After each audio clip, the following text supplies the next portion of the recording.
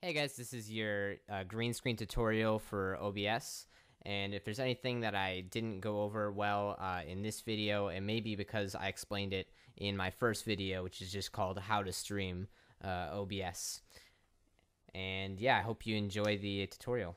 So first thing we're going to do is get that overlay going, and to do that you are going to go to your sources section here, right click add, and then image, and then we'll just name it the image BG for background, because this is going to be like an overall image, and I'm streaming at a resolution of 1080p, so I want to have a 1080p image ideally in this window, so I'm going to go to browse and find my 1080p image, and I will use this image.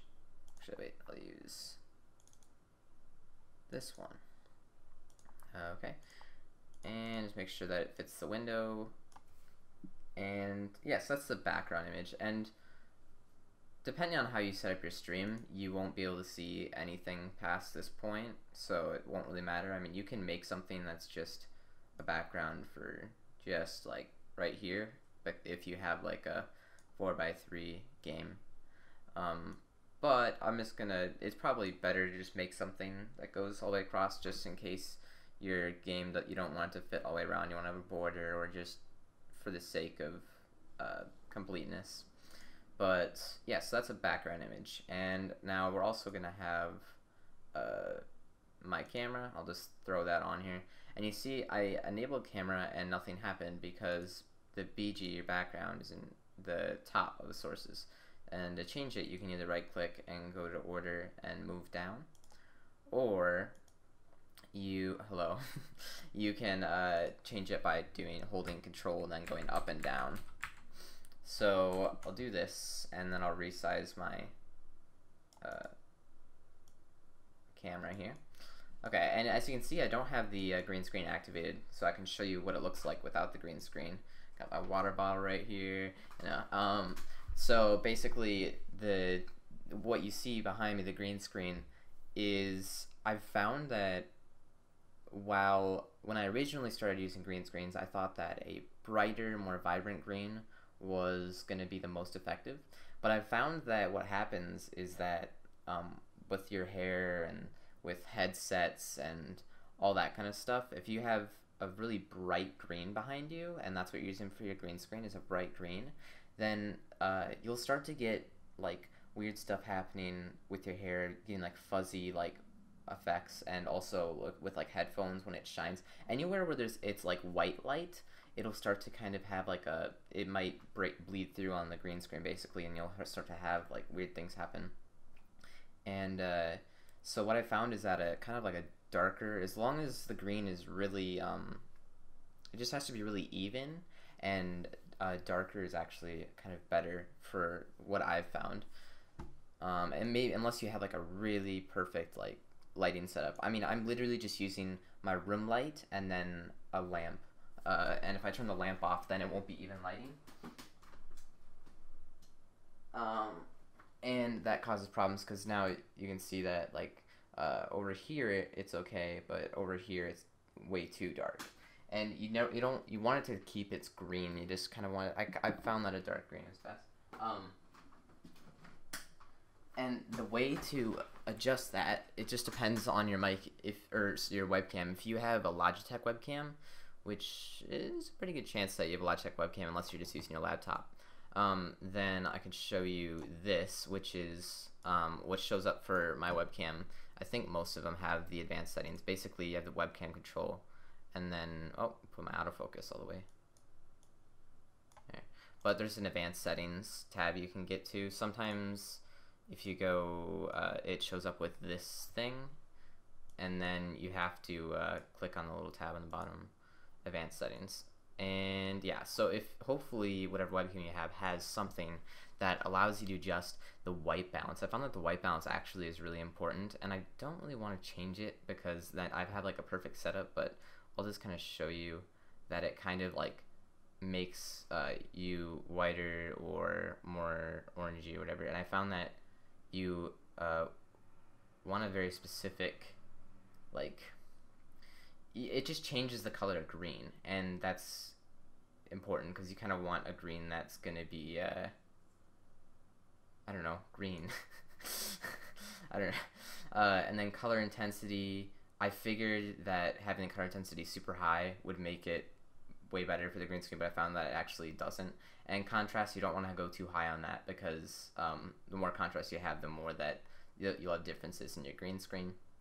Yeah, just basically don't put your brightness too high and white balance, and then that way you'll get a hopefully solid background for your green screen. And then all you got to do is, hopefully me changing the white balance a little bit didn't mess with anything, but I just right clicked and went to properties on my camera, and then here's the properties, and by enabling it, yeah, it looks fine. It'll bring back the green screen, and you can see that there's isn't very much like weirdness like at the top of my hair. Oh, this is a very good example of what happens. Like this kind of thing is because like it's really white right here on my hand, and so that's what happens. And that kind of thing can happen with like your headphones. You can see it kind of happening right here on my headphones. It's like that, except way worse, all over your hair, all over your shoulders, chair, whatever. And so you just want to be mindful of that, and that's why you want to have a darker green screen. But anyway, so what you do, by the way, is you select the color. I don't want to reselect the color, but you would click select color, and then you click on the green screen behind you. I don't want to do that though, because then it'll be a slightly different color and it might mess with things. But I found that if there is differences in your color, like if some spots are a little bit lighter, choose the darker of the two colors if there's like slight differences. And then you also have to change this stuff. This is very important for green screens. Similarity. If I change my similarity down to like 50, that happens. So basically, similarity means that if I put this at 0, similarity means if it's not this exact color of green, then it's not going to green screen. So you can see that the exact color of green that I'm using is only right in this area. And if I use like 10, it means that, basically think of it like very slight differences in color. If I use 10, then the very slight differences in color are now here. And if I use 100, it almost gets rid of all of them, and you can see that there's only slight bits of stuff in here and in here that are different. And yeah, so you just have to find a similarity that makes it that you get rid of all the little specks that are left in your green screen, but at the same time you don't start bleeding into your hair and into your face or whatever. And that's what happens. Like, let's say I put this at like 200. Now my neck and my chair and the top of my hair and everything like that starts to get weird. So yes, that's similarity. Get similarity so that you're just outside. Like I'm at 120 and you can't see anything on the green screen that's bad.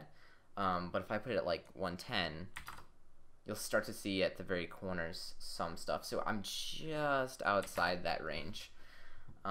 You want to give it, like, if there's any change in lighting in your room at all, like if there's windows, that's usually a really bad thing, and it'll cause the lighting to be different, and then you have to worry about that. So either block your windows for the most part for when you're streaming, or put your similarity like 10 to 20 higher than the max that you would need to, so that there's some differences that can be had in lighting and still be okay. And then blend. So if I put blend at 0, that does the same exact thing. It starts to create this weirdness, and put that back where it was. And if you put it too high, then it starts to blend you as well, and you start to get transparent. And you can actually make it so that you're like super opaque by doing that, which is kind of weird. But yeah, and it's the same exact thing. Basically, I always like to figure out all these settings. I kind of just mess with them. And then same with spill reduction. But yeah, so, and spill reduction, I think, like, I wouldn't worry too much about that I haven't seen too much differences with that, but yeah, I've just basically left it the default for 10. Yeah, so that's green screens, and then once you have your green screen, it looks good, then you just have to resize it, and then yeah, to whatever size you want or whatever. So you just hold Alt and then resize the window and whatever. Okay, so green screen's done.